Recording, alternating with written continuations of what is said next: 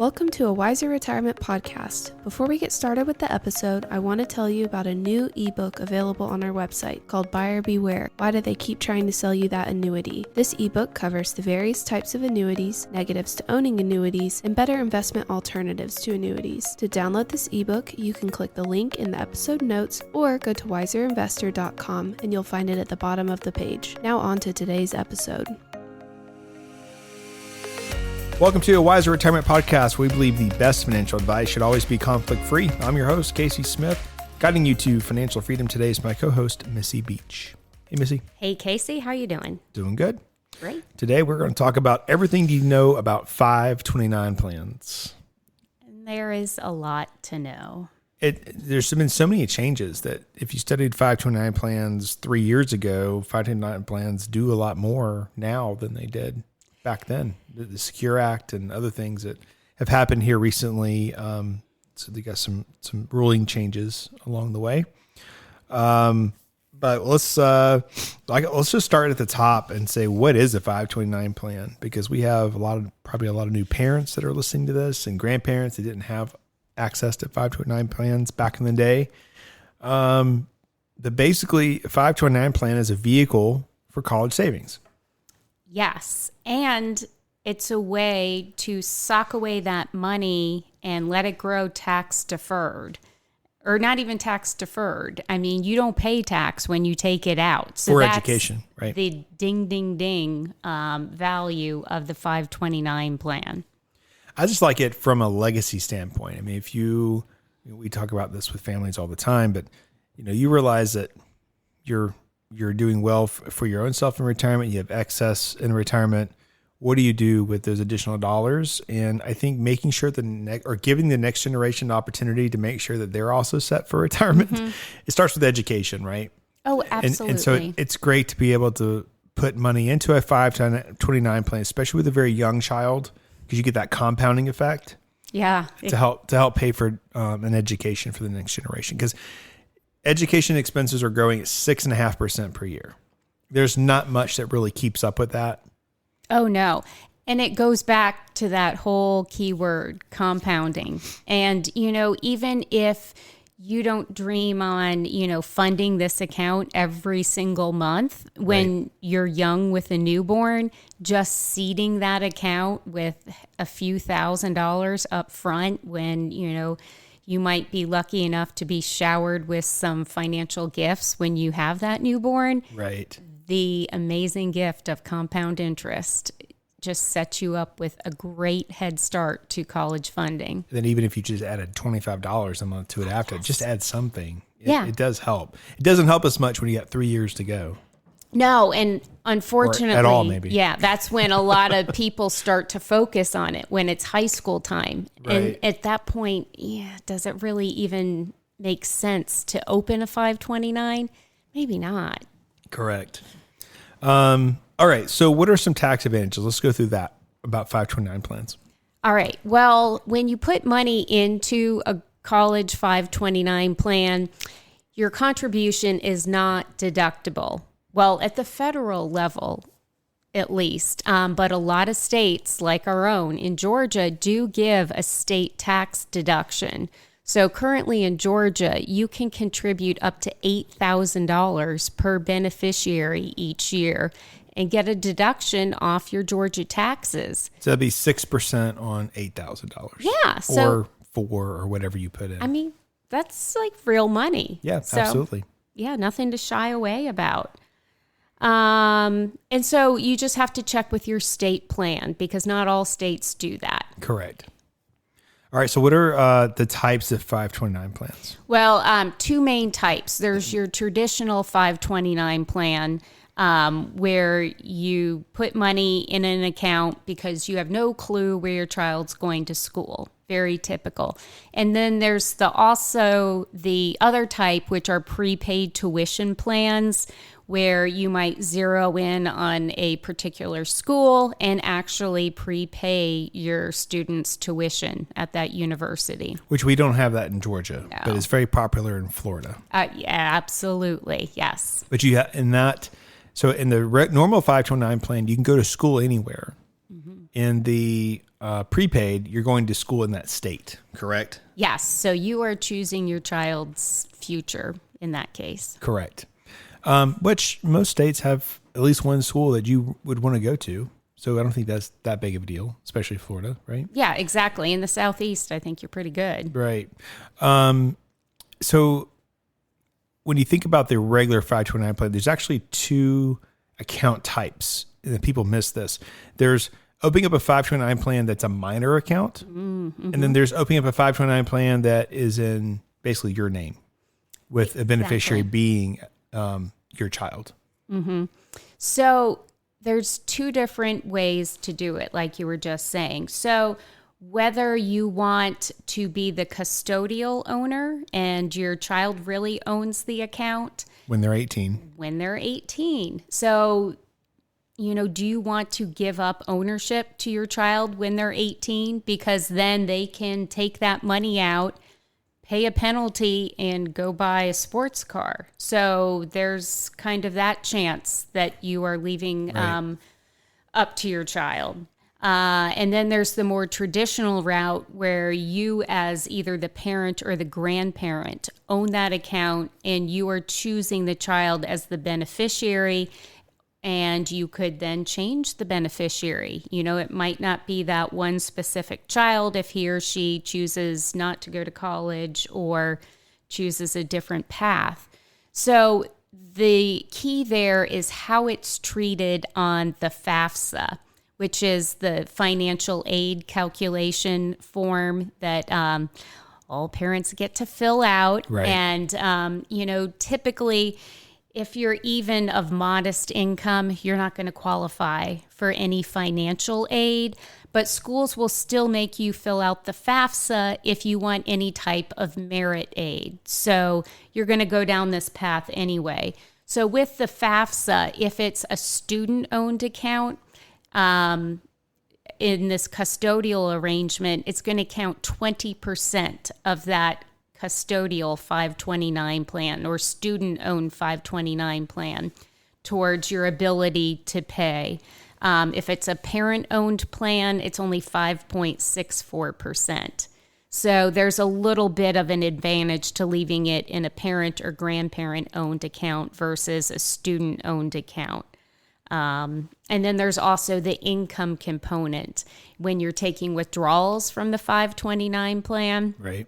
That's going to show up as income to either the parent or the student. So if it's a student-owned plan, that's showing as income or ability to pay, which is kind of ironic because they're just paying for tuition. This is not really like wage income.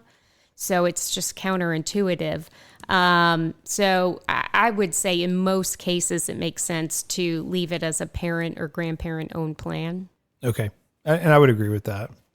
So let's think about a 529 plan, the investment options. So typically I would describe it as kind of like a 401k plan. So you can do the set it and forget it option, which we often tell people just do the age-based. So the age-based is a glide path from risky to very conservative. So it starts off with mostly stocks when they're young. And then as you get closer to high school age, it starts moving into really short-term U.S. Treasuries for the most part. And then, essentially the plan is made up of mutual funds. So you can also go on your own and select funds from that list. But most people aren't going to do this and monitor that. And so I always like the idea of just being on that glide path. You don't want to be in a situation where, you have a 2022, your all equity section of your 529 plan just dropped 18%, right? Yeah. A 529 plan is not really the right account to take on unnecessary risk. Right. So that's why we really counsel clients just follow the age-based allocation, because that's going to take down your risk as your student gets older and is approaching college. So let the plan do what it's supposed to. But it's pretty straightforward. I mean, when you fill out the application, you select the age base, and after that, it's on autopilot. What about contribution limits to a 529 plan? Can I put in as much as I want to? Well, it depends. It's considered a gift. So if you are the owner and the child's the beneficiary of the plan, you can put up to the annual gift tax exemption without filing a gift tax form, or you could front load it. And this is what a lot of grandparents like to do if they're trying to whittle down the value of their estate. Right. And like a husband and a wife would front load 5 years worth of the annual gift tax and put that in one beneficiary's account and, get around the annual gift tax exemption. So that's a good way to really super fund an account when a child is young and get a good head start. And then also on the flip side, it depends on the 529 plan. States vary in terms of lifetime contribution limits. It may be $500,000, it could be $250,000. So it just depends on that particular plan, how much they will allow the account owner as a contribution. The account size can grow beyond that, but in terms of contribution money put into the plan, there is typically a limit. Okay. Let's talk about ownership and beneficiaries. So if you want to change, just say your child doesn't go to college or goes on to college on a full scholarship, and you want to move that beneficiary to someone else, who are you allowed to move that to? It could be a family member. It could be a friend. It could even be yourself. Say you want to go back and take some adult classes and continue your quest for knowledge. That's fine. But the most common thing we see is families kind of tearing it down to younger kids in the family when there's balances left over from the older kids that are unused. And then we really encourage clients, if, your children haven't used it, just let it sit for the next generation. Yep. Because, again, the power of compound interest, you can leave it in there. You don't want to change the age-based number. You don't want to leave it in super conservative for kids that aren't even with us yet. But, exactly. But yes. That's when you want to let it go super aggressive, because Correct. These kids aren't even, a glimmer in anyone's eye yet. So what are eligible expenses for 529? Those are going to be like your tuition, books, fees, supplies. You could buy a computer. It does not cover travel expenses. That's a big one that a lot of people ask me about. So you can't cover their plane ticket to and from school. But you can also cover housing and meals. So even if a student lives off campus in an apartment, the school will publish what the typical housing cost is for a student living on campus, and you can withdraw the amount that's equivalent to an on-campus living situation for your off-campus student. So I feel like there's just a myriad of expenses that qualify. So there's never really an issue about, does this really qualify? Because chances are it's going to be a yes. Got it. Flexibility. This is really good, because I feel like, as I was just saying, there's so many expenses that qualify, but yet you do have a lot of options now if, the money goes unused for a number of reasons. For example, if your child gets a scholarship, for example, here in Georgia, so many clients have kids that are going to Georgia or Tech or somewhere, in the state. And if you're going to get in one of those schools, you are going to be going on the Hope or the Zell Miller scholarship. Just because our schools in the state are so competitive, in order to be admitted, you've got to have that high GPA. So you're going to have a scholarship. So the amount of the scholarship that you receive, you are eligible to withdraw penalty-free from your 529 account. So if you're worried about overfunding because your child might get a scholarship, that can come right out. Again, as we discussed, you can change your beneficiary. As a last resort, you could always withdraw the funds with a 10% penalty on just the growth or the appreciation. Never your principal. Never your principal. So you always can take that principal out.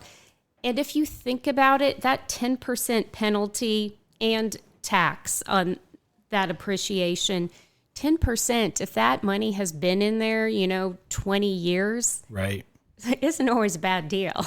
Yeah, right. All right. So other areas under flexibility, you can actually use the 529 plan to pay off your student loan, or pay down or off your student loan. So that's a new feature. Also, let's talk about K through 12 tuition. It's limited, I believe, $10,000 a year is what you can spend on that. Exactly. I'm not sure what the advantage of paying for, kindergarten, first, second, third grade, if you're starting from zero.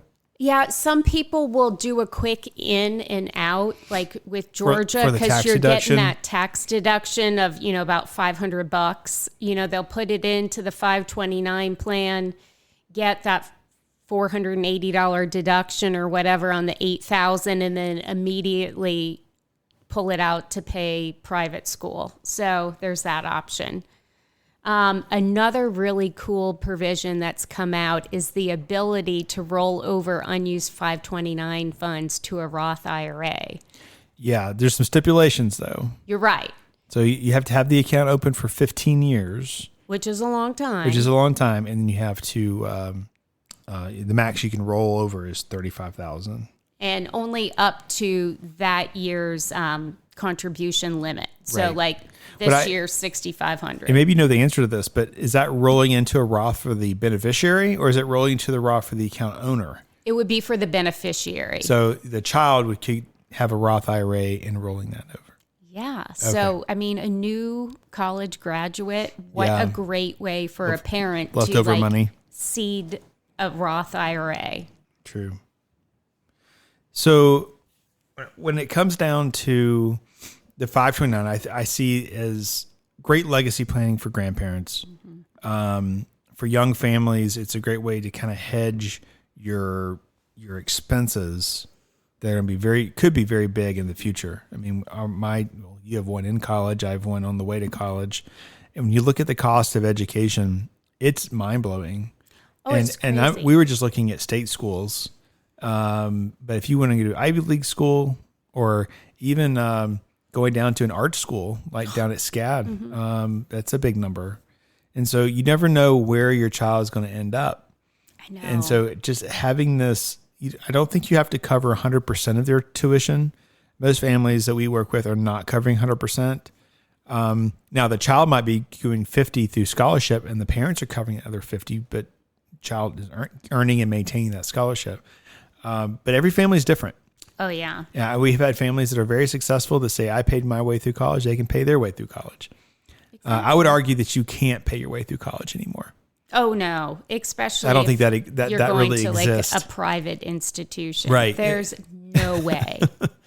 There's an article, many years ago, actually now, talking about Yale. And the guy who wrote the article for the Wall Street Journal had gone to Yale. And his son was now in Yale. And he said that he worked his way through Yale. He worked in the summertime. He had jobs during the school year, and he was able to pay his way through. And this is obviously a very, very long time ago. And he's saying there's no way his son, at the wages that they were being paid at the time, which back then we were talking about, $15 an hour minimum wage, things like that there is no way he could possibly earn enough money. It would take him like 10 years or something to pay his way through college. And I sit on a board of a school, and I raised this article in one of our board meetings, and I was almost laughed at because I was 2 years too early. Fast forward, and then all of a sudden there's this huge push. People can't afford colleges. The loan rates are horrendous, right? People are coming out of college with what I think the average is around. I have to look it up. I thought it was around 10,000, but if you take away the the low, Yeah. you look at the median, it's much, much higher. Wow. Doctors still come out with hundreds of thousands of dollars. And you could argue their profession isn't really, is it really paying that back? As it once was, since it's all corporate now, unless you're a specialist of some sort. True. I think you should do this. There should be a website developed, or the schools who are the main beneficiaries of these loans. You should say, this is my declared major. This is the type of field I think I'll go into. And it takes those salaries, not the top end salaries. Right. It just takes those average salaries for your region that you're going to live in, and says, this is your ROI on your college education. Yeah. This is your break even. Yeah. So there'd be no more history majors unless they were going to become lawyers or become teachers. Right. But yeah, I remember even in flight school, there were people that had taken out $150,000 loans to get their flight school training to get to an airline. But when they got to the airline, back then it was only paying maybe $28,000 your first year, $45,000. The most you ever made was probably $60,000 until you could upgrade to captain. But there was no upgrades because, everybody was in bankruptcy, just after 9/11, right? Fast forward now, it's very different. But the ROI on that $150,000 did not look very good. No. And then these people married each other. Oh. So you end up with $300,000 in student loans, and the household income is less than $80,000. Does not compute. Does not compute. It worked out for them. It's worked out for the people that I know, because the airline industry did recover and they're doing okay. But that was a big burden for over a decade. So you just have to think about that. Sometimes it's important to have a prestigious school name, but is that really what you need for what you're trying to do? Yeah. And I would argue in this day and age, it does not matter. School name does not matter. If you want to be a pastor of a church or start a ministry, why would you go to Duke and pay all that money to go to Duke when you could go to UGA for free? I know. But assuming yet, you can get Duke into both. Divinity School. But yeah, I know, right? Exactly. So you just have to have thinking and put guardrails in. And in some families, obviously, it's very important that they have the highest level of education. But I still go back to, what's the outcome on that? Where does it end up? Mm-hmm. Absolutely. And you don't know. Sometimes you don't know. Sometimes a smaller school is good. The student, their child feels like they get one-on-one attention, and that will help them be confident. It's all about coming out of school being confident. Absolutely. Right. But the 529 plan is certainly a great way to plan for the unknown in the future. And it looks to me like if you save too much, there's lots of avenues. There is. And the chances of saving too much in this day and age with That's true. over 6% inflation in education. Well, if you think about, all stock portfolios should be giving you a little less than probably 7%, 7.5%, or a little less than 8%. So between 7 and 8% average annual rate of return. You're only going to be invested in that for maybe 8 years, and then the next 10 years it gets more conservative, right? Yeah. So let's say you average a 6% rate of return over 18 years. The cost of tuition still going up by 6.5%. Yeah. So you're 0.5% short, plus or minus. That every single year. So you're not putting it in there in hopes that you're going to save. Every dollar is going to create $2 in education money. You're putting $1 in there just to keep up with the 6.5%, which is crazy. Keeping pace. And the other great thing about these 529 plans is everything's so digital. They all have just a link that you can send your friends and family. So when, Junior's birthday rolls around, they just click on the link and send money. $50 to the 529. And grandparents love that, because sure, they're going to buy the loud toy too, but when they can invest in their grandchild's future education, that's kind of the warm and fuzzy that they're looking for too. Right. I I guess the last thing I'll end on is just fees. You should never be paying a financial advisor to manage a 529 plan for you. We don't charge for those here. We don't. We open up the right 529 plan for the situation. So if they're in Florida, we'll open up in Florida. If it's in Georgia, we open up in Georgia. But you don't need to add management fees on top of a 529 plan. No, that's the fastest way to lose ground. Exactly. Ultimately, the 529 plans are going to have fees themselves, which some of the cheapest ones are the Vanguard-based ones, like in Nevada. So we'll use those a lot. But we also will use Georgia's because people like the tax credit, which I think kind of negates out the fee difference, depending on where you are on your state bracket. But ultimately, I think the strategy is go directly to the source. It's very easy to sign up and very easy to check age-based. And after that, you don't need a financial advisor. You might need a planner like Missy or myself to be able to help you calculate how much you need to be saving. Mm-hmm. But as far as management, you don't need to be tacking on a 1% or even a 0.5% management fee to something that is just as robot automated like in a 529 plan environment that we have today. Exactly. Yeah. And from the advisor side, it just feels so wrong to ever think about charging a client to manage education dollars. Yeah. Right. Even if it was in a brokerage account. Yeah. Yeah. Well, that's where we're different, I guess. But there are a lot of people out there that charge money for managing 529 plans. And if you have that person, you need to fire them. Well, thanks for listening to today's episode. If you're interested in learning more about Wiser Wealth Management or want to schedule a consultation, meet with me or one of our fiduciary financial advisors, you can do so by going to our website at wiserinvestor.com, or you can click on the link in the episode notes. Also might want to consider looking at two other podcasts we had. Episode 125, 10 tax planning strategies for high net worth individuals. Episode 127, the cost of inheriting wealth, estate tax, opportunities to avoid it. We've done a couple of great YouTube videos here recently. 6 Habits of Financially Successful People and How to Be a Long-Term Investor are all part of our A Wiser Retirement YouTube channel, where you can see Missy and Michaela and myself and Brad add additional content to the podcast. All right. Thanks, Missy. Great conversation. All right. We'll see you next time. See you, Casey.